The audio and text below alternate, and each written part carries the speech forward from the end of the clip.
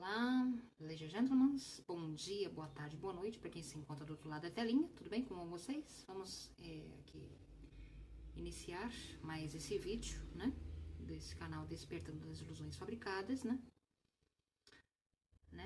e vamos falar sobre o tema, sobre a inveja, né, a história da inveja, né, conforme vamos envolver aqui também períodos históricos em que envolve esse sentimento, né, corrosivo da alma humana, não é verdade? E como também nossa realidade, né, a realidade nas periferias, né, os guetos comunidades se tornaram fossas do inferno, na verdade, para se viver hoje em dia. Vocês vão me dar razão do que eu estou falando, porque eu vivo numa periferia, né? Hoje em dia, quando as coisas começam a piorar, né, à medida que a violência, né, a intolerância na sociedade, na cidade vão se tornando cada dia mais evidentes, né? Vamos enfrentando períodos mais difíceis, né? Em relação à convivência, né? Em comunidade, né? Com vizinhanças, na verdade. E também, à medida que a criminalidade, né? As leis vão favorecendo mais a falta de temor, né? Das pessoas em relação à punição, também vai fomentando ainda mais, né? Atitudes mais desajustadas em relação a uma camada específica da sociedade, na verdade. Porque inveja também é imbuída também no ato criminoso, na verdade. Por exemplo, na nossa sociedade a gente vê, né, uma camada desfavorecida da população, né, testemunhando-nos hoje, que, né, sente aquela dor, né, uma dor específica, né, em relação àqueles que possuem mais, né, possuem um carro caro, né, na verdade, um apartamento caro, uma posse, né. E essas pessoas, né, dessas comunidades pobres, carentes, elas se veem numa situação em que elas veem, se eu não tenho nada, né, se o governo é corrupto, se a sociedade é corrompida, e ninguém me dá nada, então eu tenho que tirar mais de quem tem mais do que eu. Não é verdade? Então esse é o pensamento, né? Que remete um pouco àquela ideia, né?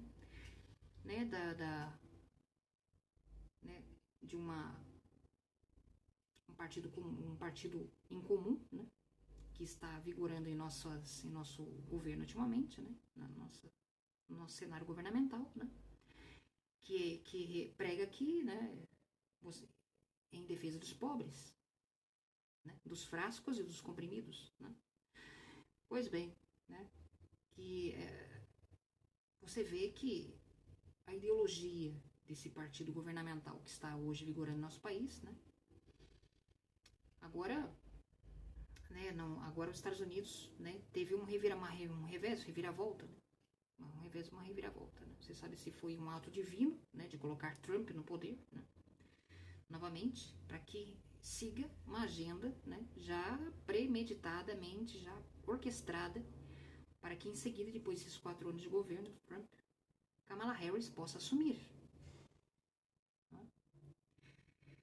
Né? Até no desenho dos Simpsons, né, faz alusão, né, a essa possibilidade, porque teve um episódio dos Simpsons que foi né, emblemático em relação a essa possibilidade de que Kamala Harris possa assumir depois, né, de Trump, na verdade, no poder, né? Então, deixa eu arrumar minha cadeira aqui, né, dar um pouco mais de conforto, né? Pois bem.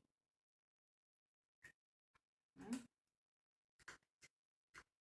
Deixa eu ver se ela trava aqui, né? Vamos lá. E em que Kamala Harris, né, aquela personagem feminina dos Simpsons, né, e é a presidenta, né? E onde também faz menção também na capa da The Economist desse ano, sobre o futuro, que já está pré-programado, já sabemos já premeditadamente como será, né? Então, os períodos que vêm a seguir, né, dessa fase desse período. Então, nós vamos falar aqui com uma inveja, né, invídia, né, como diz aqui, o sentimento de angústia ou mesmo raiva perante o que o outro tem, na verdade. na sociedade. Ou inveja, né? Até mesmo a criatura rebelada, caída, Lúcifer, né? Sentiu inveja do Criador, né? Ciúmes, né? Ele sentiu tanto orgulho, né? Pela autoimagem dele de pompa, de beleza, né? De superioridade em relação aos demais anjos criados pelo Criador, né? Pelo Deus, né? Conhecido como Jeová e Yahvé, né? Que ele então foi querer toda a reverência e glória para ele mesmo. E hoje é o que estamos vendo, né? Muitos estão adorando ele hoje em dia, né? Adorando a figura de Satanás, Lúcifer, como seu Deus, Deus do sistema de hoje, né? Tanto que ele se rebelou na rebelião dele contra o pai, né?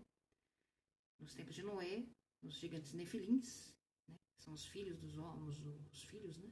Das mulheres com os anjos, né? Materializados, que geraram filhos, né? E esses filhos geraram gigantes nefilins, né? Anunnakis, né?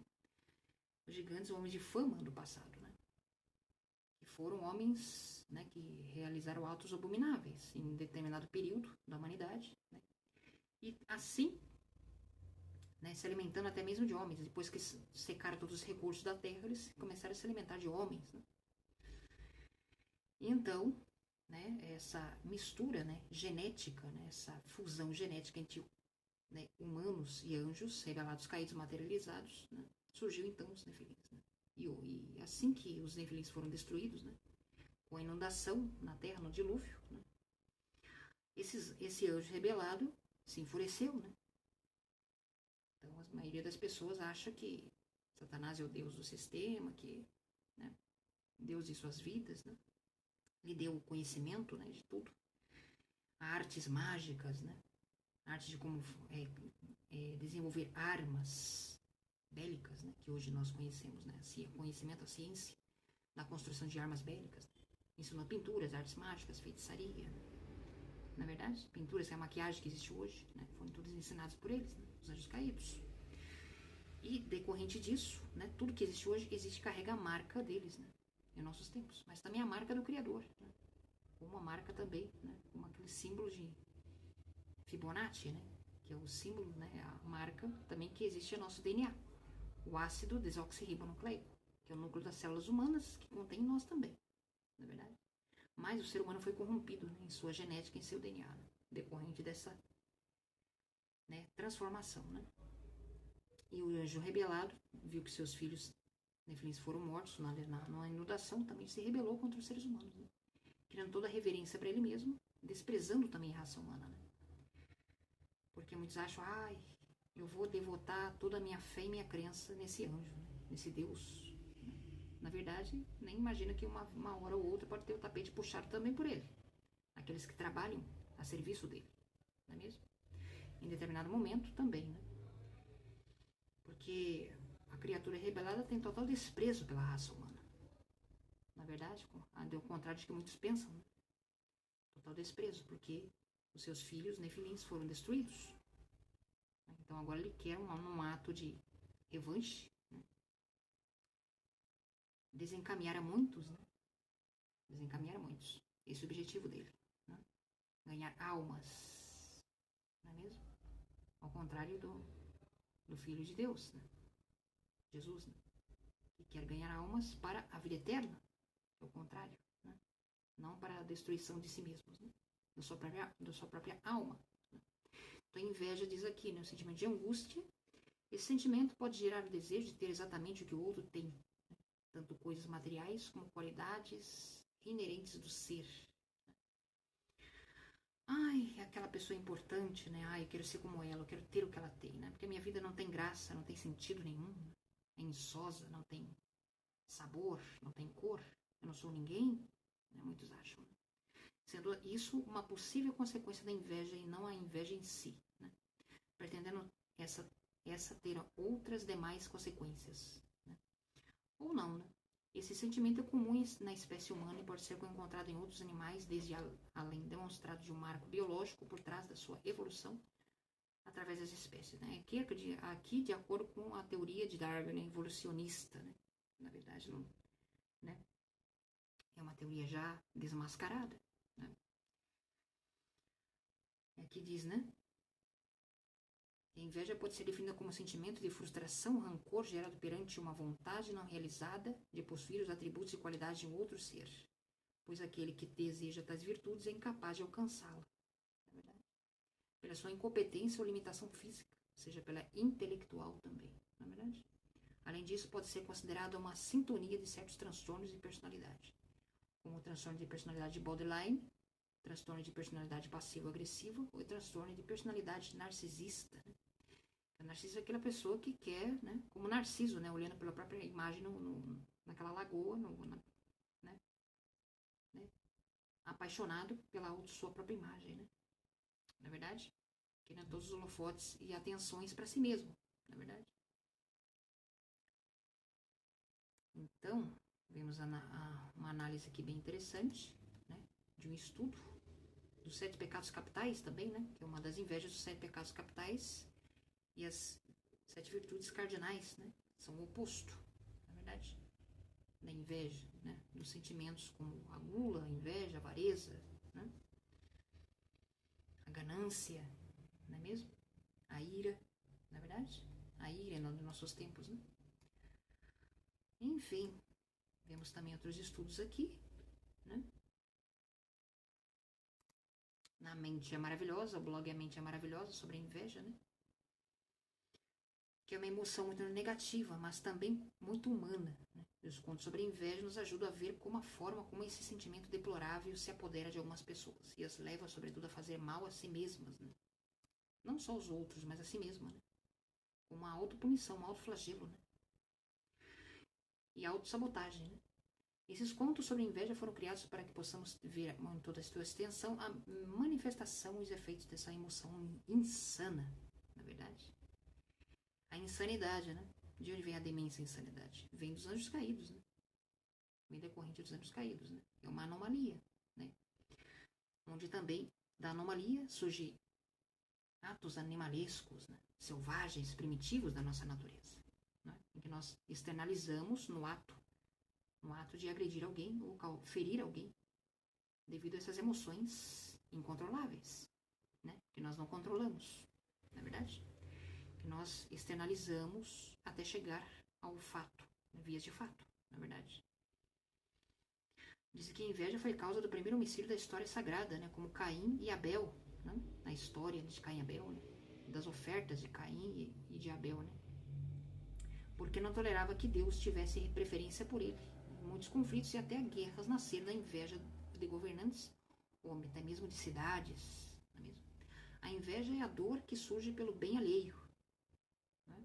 Trata-se de uma emoção que quase todas as pessoas já sentiram, pelo menos uma vez em suas vidas. Na verdade, eu não posso invejar alguém que não tem as mesmas aspirações que eu.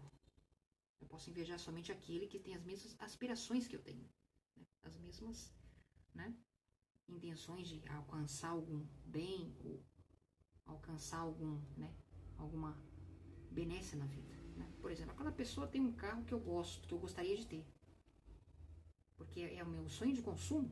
Aí ela tem, ela conquistou, eu vou invejar o que ela tem. Né? Se possível, até eu furar o pneu dela, né? Ou, né, jogar sujeira no ventilador dela, do para-brisa, né, no ventilador, do para-brisa dela, né? Ou na janela, ou causar algum dano ao bem material que ela possui. Né?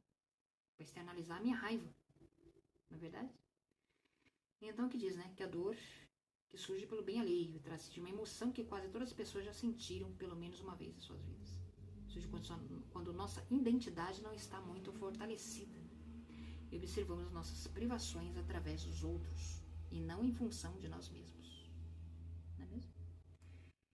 Então, o primeiro conto aqui, né, sobre a inveja é o pavão real, né, como o pavão real, né, que era profundamente admirado pelos outros animais, né, a conta do pavão aqui, né. Só o mal nascia e ela já começava a passear pelos campos, orgulhosa de sua plumagem, né, belíssima, né.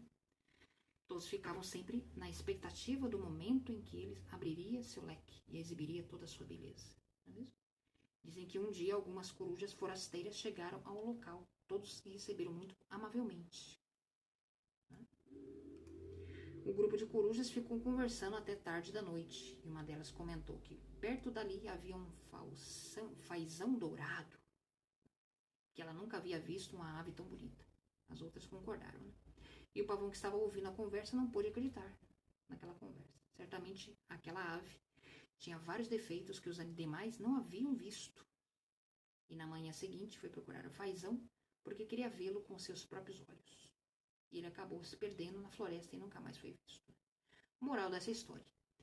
Né? Primeiros dos nossos pontos sobre a inveja aqui. Né? Quem sente inveja pensa que o mérito dos demais diminui seu próprio. Né? O mérito dos demais diminui seu próprio mérito. Para se ver comparada com outros. Né? Esses são os perigos da comparação com os demais. Né? Que os demais, cada pessoa tem os seus méritos próprios, né? Suas conquistas, né? Suas oportunidades. Né? Esse é o grande problema, né, da nossa natureza, como brasileiros, na terra brasileira, não é mesmo?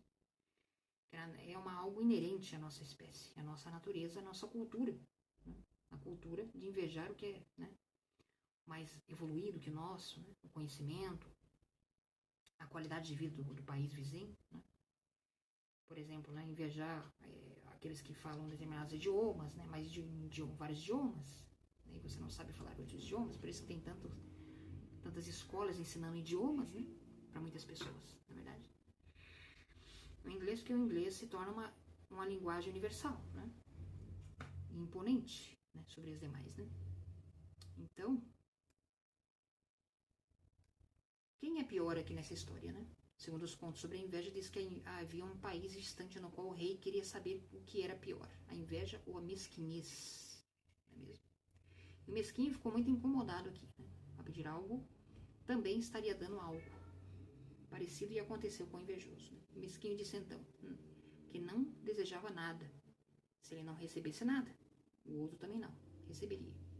Chegou a vez do invejoso, ele disse: desejo que removam um dos meus olhos. Não é verdade? A história dos caranguejos também aqui, né? Tem algumas parábolas aqui também, né? Dos caranguejos, né?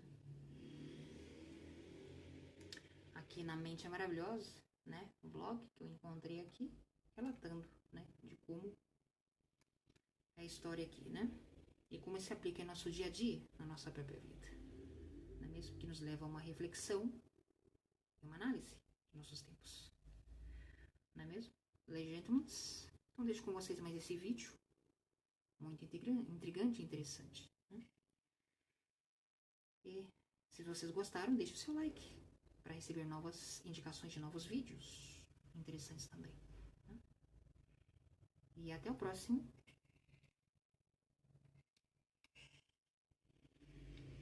Despertando das ilusões fabricadas.